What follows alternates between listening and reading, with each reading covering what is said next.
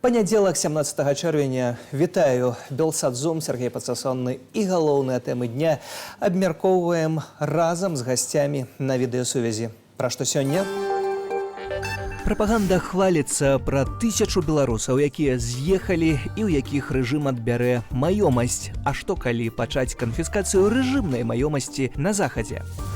Крывавы Фелікс Дзяржынскі патронам ліцэю БДУ, гонар для кадэбістаў і сорам для выпускнікоў. Установа атрымала імя аднаго з арганізатараў чырвонага тэрору. Звар'яцеў Апейкін ляснуўся галавой у нешта. Услуп, кажа вядомы журналіст пра сузаснавальніка Беларускага фонду спартовай салідарнасці. Чаму? Прапагандысты шкадуюць, што дзяржава канфіскавала замала кватэраў ва ўдзельнікаў выбарчай кампаніі 2020 года. Ігар Тур у сваёй праграме назваў лічбу $2,5 мільёны. Гэта мінімум, які паводле ягоных разлікаў атрымае дзяржава ад продажы кватэраў, якія былі канфіскаваныя у сумленных беларусаў. Маўляў, гэта слёзы. Паводле прапагандыста Ігара Тура, канфіскацыя нерухомасці, якая арыштаваная і апячатаная, закране каля 1000 чалавек. Дакладна вядома, што 257 з іх гэта фігуранты крымінальнай справы супраць каардынацыйнай рады, то бок усе ўдзельнікі апошняй выбарчай кампаніі УКР. Пры сярэднім кошце кватэры $100,000 дзяржава атрымае з продажу канфіскаванай нерухомасці сябраў каардынацыйнай рады $2,5 мільёны. Гэта паводле падлікаў Тура, або $25 мільёнаў згодна з правіламі арыфметыкі. На відэасувязі Павел Латушка. Вітаю, спадар Павел. Ведаеце, не хачу пытаць пра тое, як ацэньваць дзеянні прапагандыстаў і дзеянні рэжыму. Хутчэй, хацеў бы пайсці ў іншым кірунку. Пабачыў адзін такі каментар, які мяне ўцягнуў у такое мысленне. А што калі ў замежжы пачаць забіраць нерухомасць у прадстаўнікоў рэжыму альбо маёмасць Рэспублікі Беларусь? Вітаю вас. Ну, давайте паспрабуем разобрацца. Першае, про якую маёмасць мы можам размаўляць? Пра дзяржаўную маёмасць, якая належыць Рэспубліцы Беларусь, пра прыватную маёмасць, якая належыць хаўруснікам рэжыму, якія ажыццяўляюць незаконныя дзеянні ў адносінах да беларускага народа. Калі мы кажам пра дзяржаўную маёмасць, ну, факт ёсць факт, але фактычна Беларусь не мае вялікай дзяржаўнай маёмасці за мяжой. Я памятаю, калі працаваў амбасадарам Беларусі ў Францыі, кожны год мы накіроўвалі ў дзяржаўны камітэт дзяржаўнай маёмасці Беларусі даведку, у якой пазначалася, якая дзяржаўная маёмасць знаходзіцца на тэрыторыі Францыі, Іспаніі, ну, іншых краінах, дзе я быў адказным як амбасадар. І, дарэчы, та маёмасць была толькі адна – будынак пасольства Беларусі ў Францыі. Фактычна ёсць прыклады, калі дзяржава праз суб'екты гаспадарання дзяржаўнай формы ўласнасці мае некаторую маёмнасць. Мы ведаем з вамі гэты санаторый у Друцкінінкаі ці тэрмінал Беларускалі, які набываў у Клайпедзе, але гэта суб'екты гаспадарання. Паспрабаваць спагнаць з дзяржавы Рэспублікі Беларусь за мяжой сродкі практычна нерэальна, таму што яны абаронены Венскай канвенцыяй, калі мы кажам пра дыпламатычныя і консульскія установы, бо калі нават такое ажыццявіць, гэта парушэнне Венскай канвенцыі аб дыпламатычных і консульскіх зносінах, альбо будзе працаваць рыторсія. Будуць такія ж захады зроблены ў адносінах да той дзяржавы, якая сканфіскуе, напрыклад, маёмасць амбасады. Калі пра суб'екты гаспадарання, ну, калі гэта уведзены санкцыі, то можна накласці арэшт на такую маёмасць, але канфіскаваць таксама немагчыма. Бо мы разумеем, што ў дэмакратычных краінах уласнасць – гэта тая сфера, якая абараняецца і Канстытуцыяй, і законам, і заканадаўствамі. Ну, але калі мы паглядзім, напрыклад, Хрэнін мае кватэру у Варшаве. Ну, напрыклад, такая гісторыя, да? Міністр абароны Лукашэнкі. Альбо дзеці міністраў, дзеці чыноўнікаў, якія вучацца ў замежжы. Яго дачка там, или я не ведаю, хто яго там ёсць, але не важна. Ну, напрыклад, мы такі прыводзім як прыклад для аналізу. То што можна з гэтым зрабіць? Ну, калі гэтая асоба патрапіла пад санкцыі Еўрапейскага Саюза, альбо калі гэта санкцыі Злучаных Штатаў Амерыкі, гэта датычна тэрыторыі Злучаных Штатаў Амерыкі ці ў іншых сітуацыях у іншых краінах, то сапраўды арэшт на такую маёмасць можа быць накладзены. Але канфіскаваць гэта ўжо немагчыма, бо зноў жа такі існуе абарона прыватнай уласнасці. У Беларусі дзейнічае арганізаваная злачынная групоўка. У Беларусі, як сказаў Лукашенко, не да законаў. А тут дзейнічае заканадаўства. І забраць прыватную ўласнасць немагчыма. Ну, прыклад России. Спадар Павел, парадаксальна атрымліваецца, што ваша ўласнасць у Беларусі не абароненая заканадаўствам, а ў замежжы рэжымаў прадстаўнікоў уласнасць абароненая ўжо заканадаўствам. Але ўсё ж такі, калі вось вы загаварылі пра Расію, то ёсць жа расійскія актывы, якія на карысць Украіны забіраюць, альбо віла Салаўёва, якую таксама блакуюць і да якой не можа дабрацца. Вось глядзіце, сапраўды, але канфіскацыі вілы Салаўёва не адбылося. Абарона прыватнай уласнасці. Ён не можа атрымліваць даходу, прыбытку з гэтай вілы. Ён не можа карыстацца, таму што ён не можа ўехаць на тэрыторыю Еўрапейскага Саюза, бо ён знаходзіцца пад санкцыямі, і здаць у арэнду ён не можа.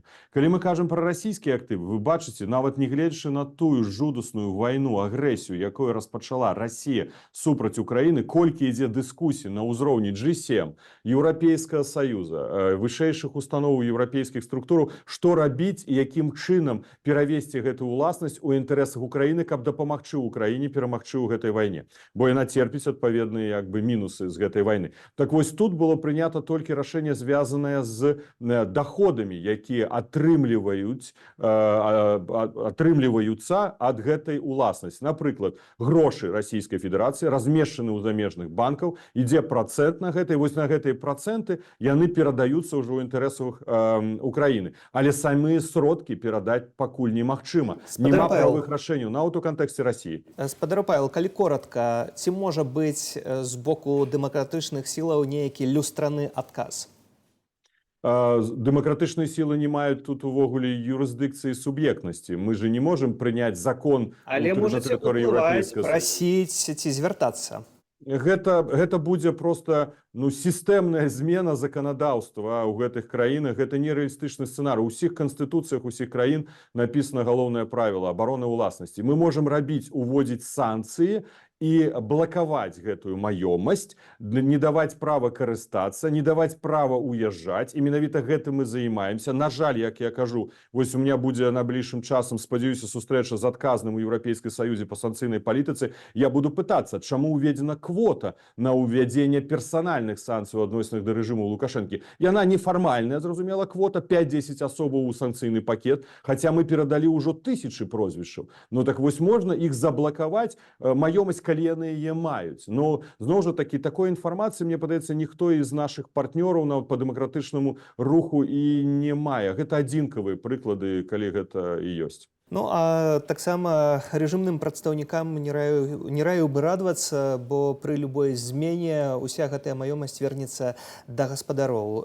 Гэта таксама... Вы маеце рацыю, я з вами пагаджуся. Прыклад Румыніі, калі была канфіскаваная ў часы камуністычны будынак, ён пазней у прыватных уласнікаў быў перададзены СССР, а зараз там, дарэчы, знаходзіцца амбасада рэжыму Лукашэнкі. Ён быў вернуты прыватным гаспадарам, якія яшчэ да камуністычных часоў уладальнікамі былі гэтага будынка. Зараз ён аддаецца ў арэнду таму ж пасольству рэжыму. Але ў арэнду уласнасць адноўлена. Таму важна, першае, все дакументы на маёмасць захоўваць. Другое, фіксаваць незаконныя дзеянні. І тут мы падтрымліваем нашых кааліцыянтаў. Гэта еўрапейскі выбар, які ў Каардынацыйнай радзе паставілі пытанне па стварэнні адпаведнай платформы фіксацыі гэтай маёмасці незаконнай, якую адбірае рэжым Лукашэнкі. І мы будзем падтрымліваць іх у гэтых дзеяннях. Кажа Павел Латушка, лідар Народнага антыкрызіснага ўпраўлення і намеснік кіраўніцы аб'яднанага пераходнага кабінету.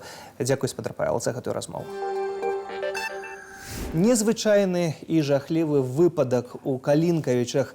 Мясцовы жыхар захрас на правадах і каля гадзіны правёў пад напружаннем. Зняць яго змаглі толькі пасля таго, як атрымалася адключыць лінію ад электрычнасці. На той момант мужчына ўсё яшчэ заставаўся жывы.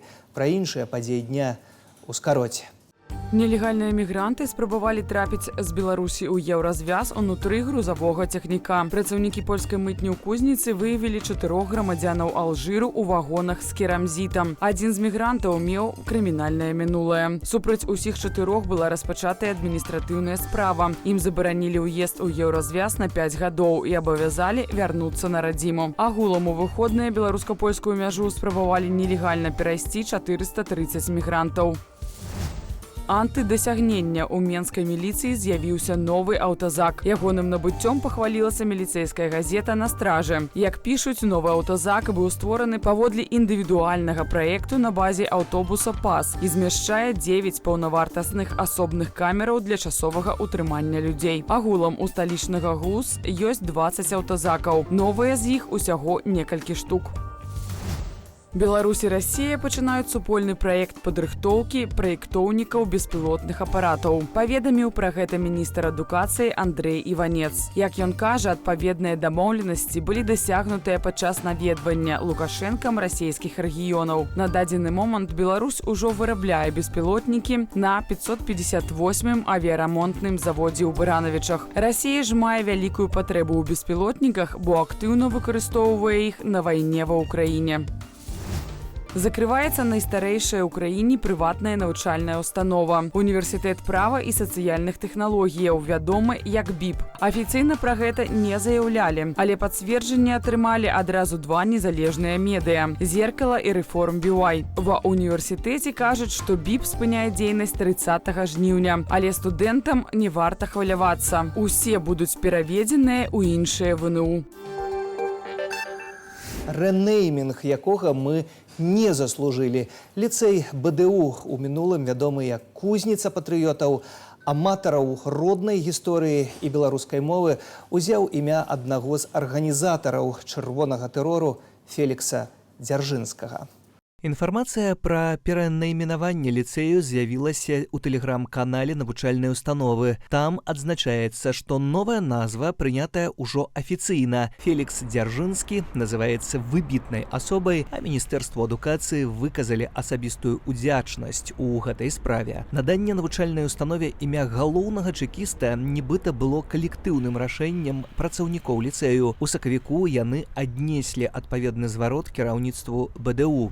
Гэтаму перайменаванню спадарожнічала шчыльная супраца з КДБ. Супольна з ім увосень 2022 года ліцэй БДУ праводзіў культурна-патрыятычны конкурс «Першае сярод роўных». Сёлета калектыў ліцэю зладзіў суботнік у музеі-сядзібе Дзяржынава, а ў самім ліцэі стварылі вайскова-патрыятычны клуб з назвай «Дзяржынец», дзяцей з якога вывозілі на вайсковыя вучэнні на палігон. І ўжо цяпер з выпускніком ліцэю БДУ, журналістам Еўгенам Валошыным абмяркуем гэтую тэму. Вітаю. Прывітанне. Выпускнік ліцэю БДУ, і няма пакуль яшчэ гэтай прыпіскі імя Фелікса Дзяржынскага. Дзякуй Богу. А чаму так? Дзякуй Богу, бо тут з'явіліся нават некаторыя каментары, што ён жа быў рэвалюцыянерам, як і вы тут усе змагары. Не, гэта вялікі здзек, канешне.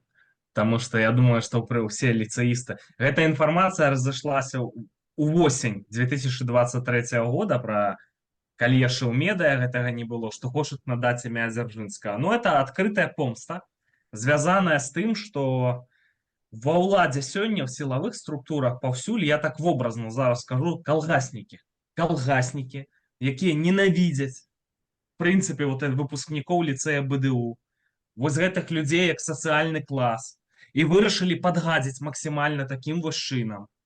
И надаць імя Фелікса Дзяржынскага, это просто, ну, ніякой тут сувязі няма. Якая можа быць сувязь, калі гаварыць пра вось гэты рэжым унутры Беларусі? Я его называю калгасным рэжымам. Грэблівае стаўленне вот да этой всей навалашы.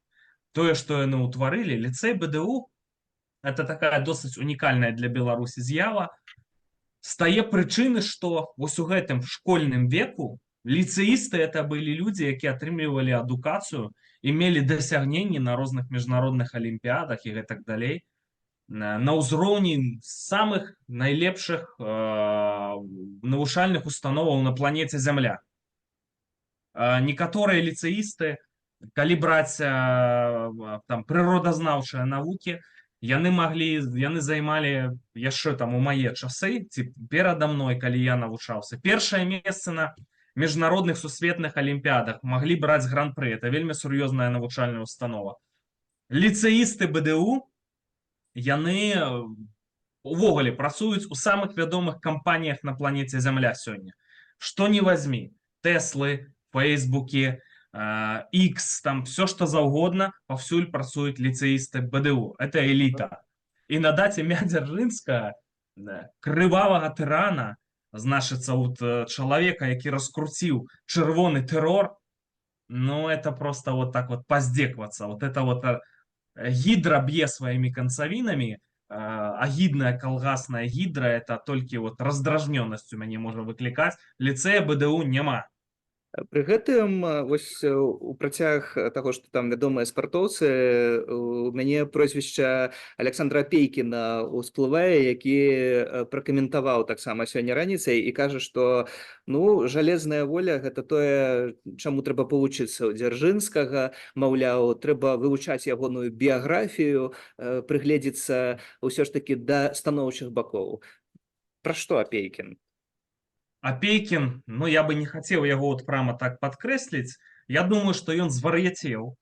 Ён, знаходзячыся, дзе ён там зараз, ва ўкраіне ці у Польшы, пераеў ешак. Таму што якая жалезная, прабачце, мне складана гаварыць цэнзурна ў дадзены момант, так?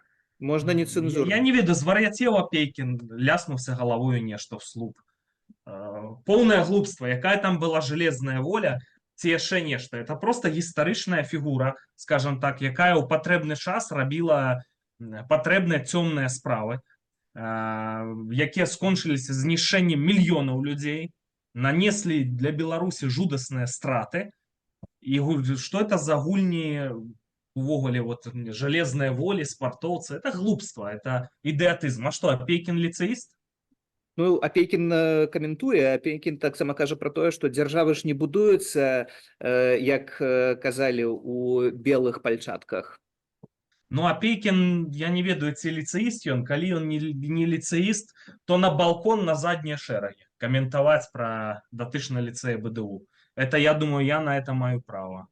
Евген, як мяркуеш, вось гэтыя подпісы, якія яшчэ ў часе выбарчага працэсу, у часе выбараў за сумленныя выбары, якія падпісалі выпускнікі розных гадоў ліцэю БДУ, там больш за 1000 чалавек, я сёння з раніцай праглядаў гэтыя прозвішчы, прафесіі гэтых людзей, абсалютна годныя людзі ўсе, гэты спіс.